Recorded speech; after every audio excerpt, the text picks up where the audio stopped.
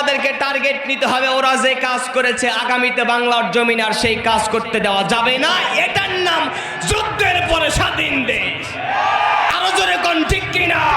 আগামীতে যদি কেউ টার্গেট নাই ভোট চুরির মাধ্যমে ক্ষমতা দখল করবে, তাদের বিরুদ্ধে আমরা কঠিন অবস্থানে দাঁড়িয়ে যাব। কথা কোন ঠিক কিনা? আমাদের খেলার দিন 12 তারিখ এসে গেছে। খেলা যারা বন্ধ করতে চেয়েছিলে বাংলার জমিনে তোদের নিবন্ধন নাই। কথা কোন ঠিক কিনা?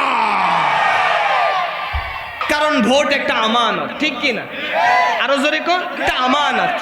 ওই ভোট চুরি ওরা করছে, এখনো যদি তাই করে তাহলে ওরা থাকাই তো ভালো। তো আপনার জেলার কৃতি সন্তান আমির হামজা, যিনি আসনের পদপ্রার্থী, তাকেও 3 বছর গ্রেফতার করে রেখেছেন। আমাদের জীবন আগামীতে কেমনে সুন্দর হবে, কেমনে ইসলামের নেতৃত্ব বসানো যাবে, ঠিক কিনা? কেমনে মানুষের ভিতরে ইসলামের স্পিরিট তৈরি করা যাবে। বিগত সময় আমরা তো জিহাদের আলোচনা করতে পারতাম না, ঠিক কিনা? জিহাদের আলোচনা করলে, গরম আলোচনা করলে মনে করতো মানে জামাতের রস করতেছে। আসলে ওরা পাগলাই ছিল। আমার খায়া কাম নেই, এত দূর এসে জামাতের রস করার দরকার আছে ভাই? রাজনীতি করলে আমার এলাকায় গিয়ে রাজনীতি করলে না, কথা কয় না, কথা না করলে অসাটবে। আরো জোরে কোন। একজন চলে গেছে, ওটা সবাই জানে। ওদের আমলে ভোট চুরি হয়েছে, দিনের ভোট রাতে হয়েছে, ওটাও সবাই জানে।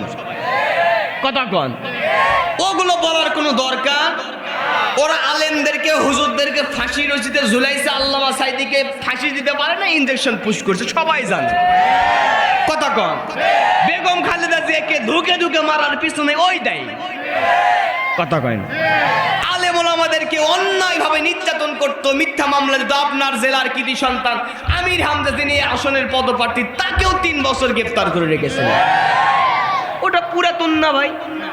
পুরাতন কিচ্ছা না? না, কথা কন। পুরাতন কিচ্ছা না? ওগুলো বলার দরকার আছে ভাই? আরো জোরে দরকার আছে? একটু মনে করে দিলাম। কথা কন। একটু কি করে দিলাম? ওগুলো বলার কোনো দরকার? আমরা জানি ওরা ওই রকম ছিল। আল্লাহ যেন ওদের থেকে আমাদের হেফাজত করে। আরো জোরে কোন। ইসলামের গরম কথা বললো ওরা বিভিন্ন দল বানাইতো, কিন্তু এই দল বেদল কিন্তু কোনো কিছু। কোরআন কার জন্য এই মাহফিলটা করেছে? সর্বস্তরের মানুষ আছে না নাই? থাকাটাই স্বাভাবিক, ঠিক কিনা? আওয়ামী লীগ আছে, বিএনপি আছে, জামাত আছে, শিবির, চরমনাই আছে, এনসিপি আছে, হেফাজত, তাবলিগ, পাবলিক থাকা স্বাভাবিক, ঠিক কিনা? এক পক্ষে যদি আলোচনা করে যদি কেউ চলে যায়, তাহলে এক দলের কিন্তু আলোচনা হলো। কতক্ষণ? আরো জোরে। আমরা জানি ওই সকল বিষয়ে কোনো কিছু আলোচনা হবে না। ভোট চুরি হাবিজাবির বিষয়ে কোনো আলোচনা হবে না। তবে আমাদের টার্গেট নিতে হবে সামনে যেন কেউ ওই চুরির দিকে না যায়। আরো জোরে কম। কারণ ভোট একটা আমানত, ঠিক কিনা? আরো জোরে কম, একটা আমানত। ওই ভোট চুরি ওরা করছে, এখনো যদি তাই করে তাহলে ওরা থাকাই তো ভালো। আরো জোরে। 5 আগস্টের যুদ্ধ ফেরত দিয়ে আমরা ওনাকে আবার নিয়ে আসি, ঠিক কিনা? তবে আমাদেরকে টার্গেট নিতে হবে, ওরা যে কাজ করেছে আগামীতে বাংলার জমিন আর সেই কাজ করতে দেওয়া যাবে না। এটার নাম যুদ্ধের পরে স্বাধীন দেশ।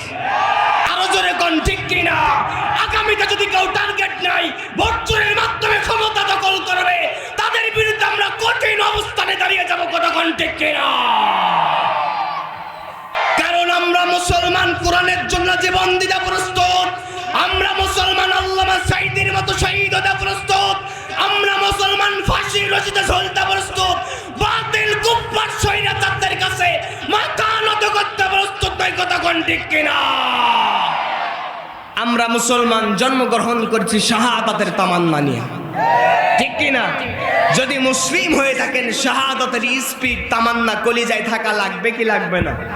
আরো জোরে কোন। আমাদের পূর্বপুরুষ শিখায়া দিয়ে গেছে, যতদিন পর্যন্ত বাঁচবা বিড়ালের মতো 500 বছর বেঁচে থাকার কোনো লাভ নাই, সিংহের মতো 1 ঘন্টা বাঁচতে চায়। কবি সম্রাট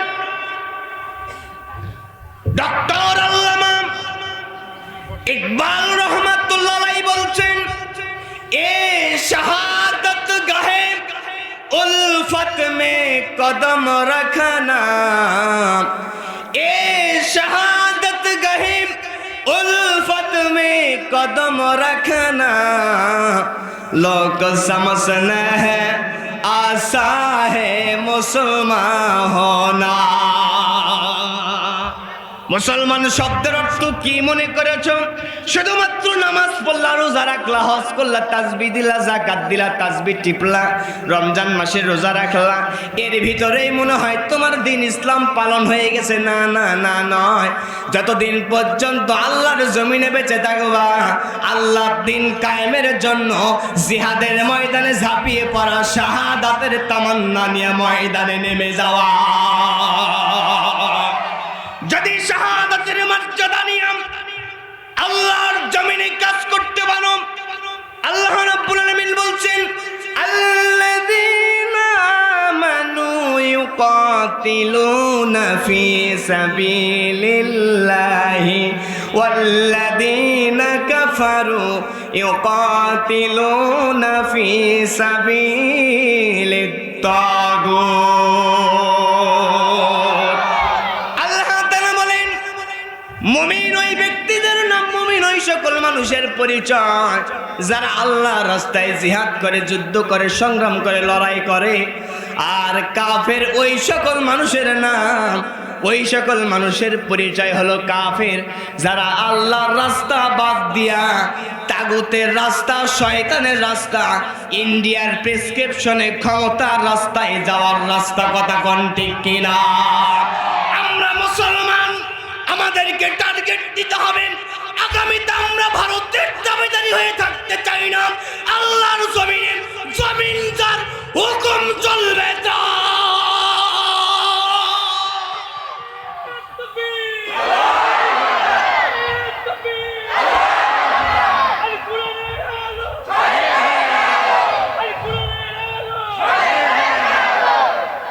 আপনারা কি আল্লাহর জমিনে আল্লাহর বিধান কায়েম করতে চান? তাহলে আসমান কার? জমিন কার? চন্দ্র কার? সূর্য কার?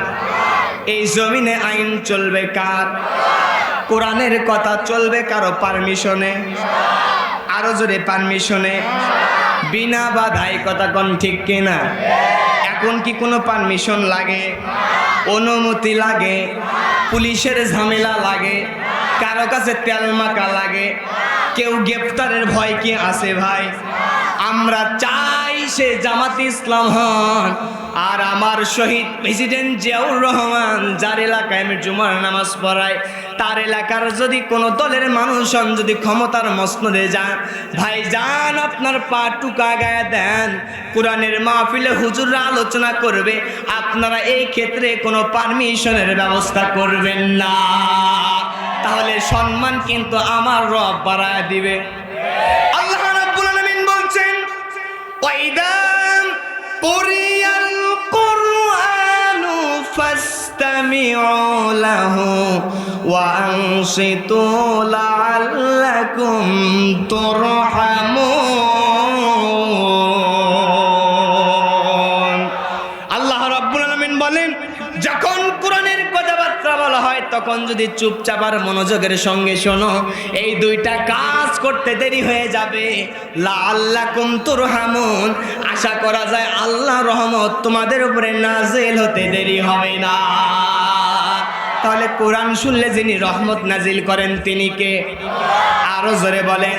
তাহলে বিগত সময় যারা তাফসির মাহফিলের অনুমতির ব্যবস্থা করেছিল, হুজুররা একটু গরম আলোচনা করলে মাহফিল বন্ধ করে দিত, হুজুরদেরকে লাঞ্ছিত করত, অপমান করত, গলা টিপে ধরত, মিথ্যা মামলা দিত, তারা কিন্তু মূলত আল্লাহর কোরআনে বাধা দিত না, হুজুরদের বাধা দিত না, তারা কিন্তু আল্লাহর রহমতের ওপরে ব্রিগেড দিত।